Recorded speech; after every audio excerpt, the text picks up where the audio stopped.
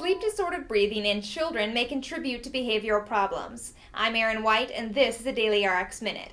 Sleep-disordered breathing refers to a number of possible conditions that involve abnormal breathing during sleep, such as sleep apnea and snoring. Children with sleep-disordered breathing tended to exhibit a higher number of behavior problem symptoms and hyperactive symptoms than children whose sleep studies indicated they were breathing normally during sleep. Ask your doctor how to treat sleep-disordered breathing in your child. For dailyRx TV, I'm Erin White.